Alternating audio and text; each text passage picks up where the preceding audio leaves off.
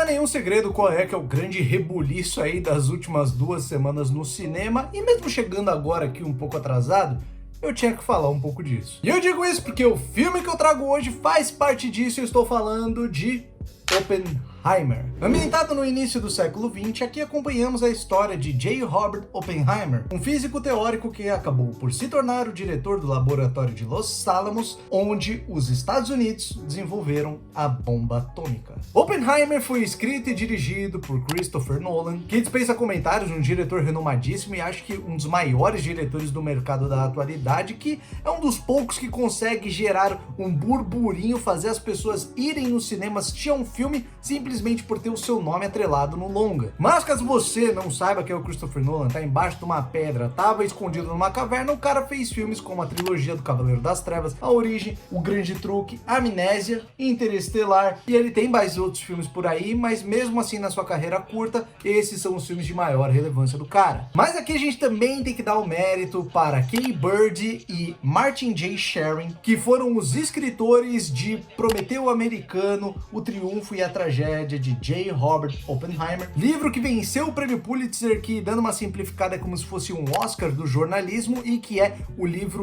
base para o qual o Christopher Nolan escreveu o seu roteiro e fez o filme Oppenheimer. E eu já começo dizendo aqui que esse filme ele tem um quê diferente, ao menos pra mim, porque sempre que eu penso no Christopher Nolan eu penso em histórias fantásticas que têm o seu quê de realidade, mas que na sua essência são ficções, são histórias que não existem e que são extremamente diferenciadas para o mercado do cinema atualmente. Então, quando um cara que faz filmes desse estilo vem e me fala que vai fazer uma cinebiografia, me causa um estranhamento. No entanto, sobre Oppenheimer, ele é um filme que eu já posso adiantar que ele foi extremamente difícil de eu consumir, mesmo que ele seja uma obra-prima.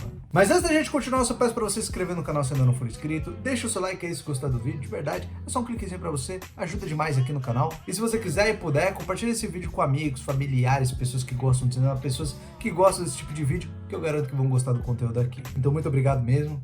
E tamo junto. Mas a questão de Oppenheimer é justamente aquilo que é um mal do cinema de hoje em dia, que é o hype ou a expectativa. E assim, cara, a gente é humano, a gente não controla certas coisas, então é claro que você vai ficar ansioso, vai ficar animado com aquilo que você já projeta que vai curtir. Pô, junto com o Oppenheimer a gente teve a estreia da Barbie. E cara, eu lembro que no dia que teve o lançamento eu tava trabalhando em São Paulo e simplesmente na hora que eu tava voltando pra casa, a quantidade de pessoas que eu vi na rua que estavam de rosa era um absurdo. E esse evento, esse fenômeno se dá porque Barbie é um bom filme? Não necessariamente, isso se dá justamente ao hype, à expectativa pelo filme. E Oppenheimer não é diferente. Como eu disse, Christopher Nolan é o nome diferencial desse filme. Ele é um cara que hoje em dia ele já vende um filme pelo próprio nome, coisas que diretores só no patamar de um Tarantino fazem. E a questão é que o cara, a gente já tem um histórico dele, e o histórico do Nolan, sejamos sinceros,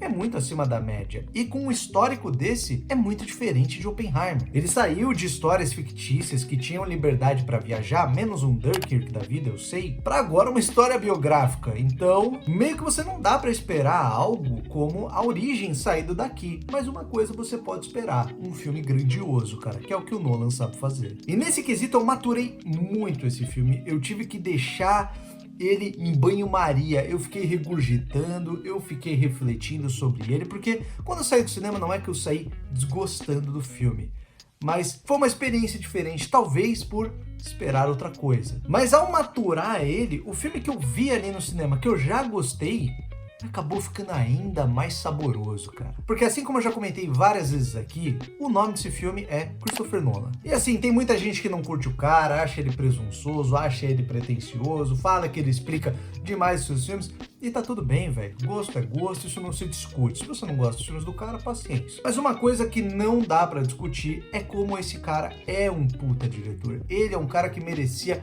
mais reconhecimento pelo que ele faz porque aqui, principalmente, ele mostra o quão maduro ele já é como um diretor. Eu acho que a gente pode falar aqui que Oppenheimer está para Nolan, o que Era Uma Vez em Hollywood está para o Tarantino, porque são filmes bem diferentes da carreira do que os caras fizeram, mas que merecem o mérito. E aqui, sendo essa uma cinebiografia, eu adianto, cara, é uma das melhores que eu já vi. Porque é algo comum de acontecer em cinebiografias, é uma história linear. Claro que você tem outros filmes que fazem essa narrativa de forma não linear, inserindo inserts na tela com localizações e ano, mas o Nolan simplesmente caga pra isso e conduz da forma que ele quer. É um roteiro tão bem amarrado e tão bem escrito que durante 3 horas de duração você se vê imerso em conversas sobre física, teorias, sobre o universo, matérias e assuntos afim. Da mesma forma que você não se vê perdido em momento algum enquanto um personagem troca de país ou quando repentinamente a tela fica em preto e branco e você encontra personagens que nunca viu na trama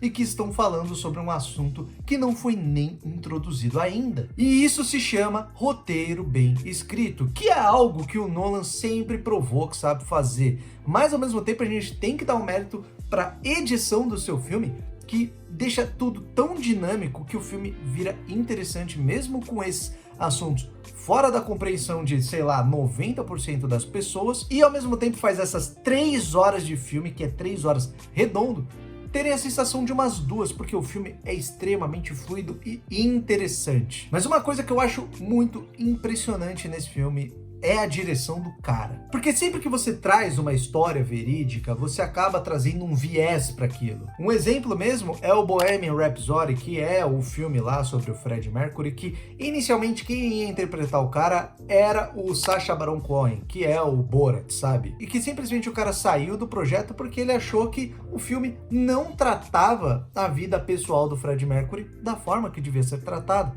Os caras amenizaram as coisas. E tá tudo bem, isso é um viés. Se você quer tratar de outras coisas, beleza. Se você quer mostrar que o cara era um pouco menos santo, ok, né? Você pode estar mentindo pra galera, mas você tá trazendo o seu viés. Mas eu gosto muito da visão do Nolan porque, mesmo que lá pro final do filme ele acaba trazendo um viés pessoal dele sobre essa figura que foi o Oppenheimer, eu vejo que ele não trata o protagonista durante 90% aí do seu filme como um herói, nem muito menos como um vilão, mas ele sim trata ele como sendo uma pessoa, um ser humano. Ele mostra que as pessoas não são preto no branco, todo mundo é composto de tons de cinza, todo mundo no seu interior é humano. As pessoas erram, acertam, triunfam e se arrependem. E aqui a gente tem comentado o trabalho do Hoyte van Hoytema, que provavelmente é um nome que eu falei errado aqui, né? Mas que é o diretor de fotografia do filme, e o trabalho do cara é um espetáculo. Esse filme é um espetáculo visual, porque eles dois juntos, eles conseguem criar cenas que conseguem passar a grandiosidade de um momento, mas junto do sentimento daquilo. E eu acho que a gente não tem cena mais significativa para mostrar isso do que o teste da explosão da bomba atômica aqui dentro do filme. Porque aquela cena, que deve ter uns 10 minutos, é um trabalho perfeito, é a antecipação do momento junto do que acontece ali em si, e os dois juntos tratam aquilo tanto como um fenômeno histórico a ser contemplado, quanto como um momento de terror que vai mudar toda a história do mundo. E aqui eu só salientei eles dois nesse momento, nessa cena, mas esse é um filme que, ele pra mim, é a definição do que é o cinema na sua essência, que é um trabalho coletivo. Porque não só a fotografia e a direção são impecáveis, a gente tem toda a trilha sonora do Ludwig Göransson,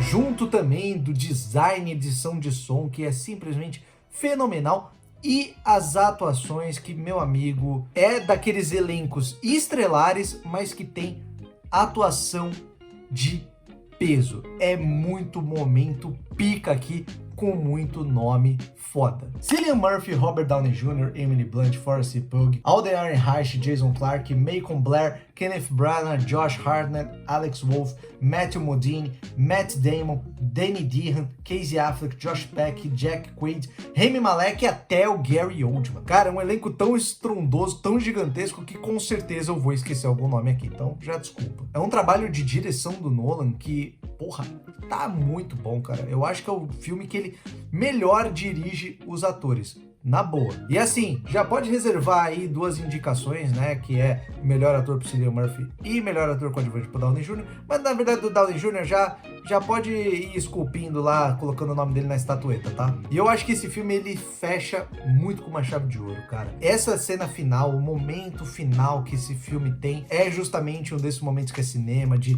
todas essas áreas se convergindo num momento que eu não posso falar aqui, porque, né, é o encerramento do filme, é spoiler, mas que assim, é um deleite, cara. Pra mim é o fechamento perfeito pra uma história como essa, e que, assim, de verdade, se você não sair minimamente reflexivo sobre o que é o final desse filme, eu acho que você viu errado esse filme, na boa. Oppenheimer é um filme que eu com certeza preciso ver de novo pra assistir sem dúvidas e sem julgamentos que eu tinha pré-filme. É um filme que, agora sabendo que eu vou consumir ele com muito mais vontade, com muito mais gosto. Como eu disse, o histórico do diretor faz com que a gente tenha expectativas sobre o filme e eu admito, isso é culpa minha, cara, não é de ninguém. Mas dito tudo isso, esse filme ele é uma pérola do cinema. Porque pra mim, esse é um filme que define o que é cinema. É um filme que ele mostra em cada cena,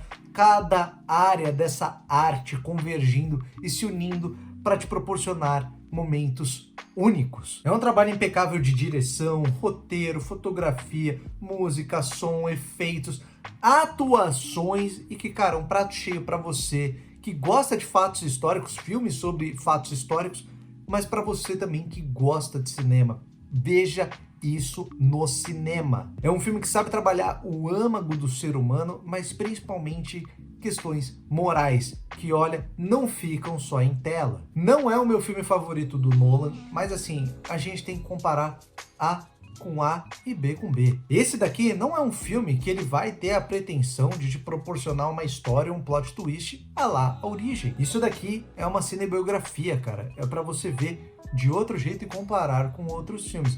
E olha que eu acho que dentro dessa categoria, esse filme tá num top 10. Sendo assim, para Oppenheimer, eu dou 9.5 cachimbinhos da paz do Oppenheimer, cara. Cara, é um filmaço, é um golaço do Christopher Nolan e que você precisa assistir. Bom, pessoal, esse foi o vídeo de hoje. Eu espero que você tenha gostado. Se você tiver mais sugestões de vídeo aqui pro canal, deixa nos comentários. E você já assistiu Oppenheimer? Gostou, não gostou? Se interessou através do vídeo? Comenta aí que eu quero saber. Muito obrigado pela paciência, muito obrigado por estar aqui. Eu espero ver você na próxima. E até o próximo vídeo.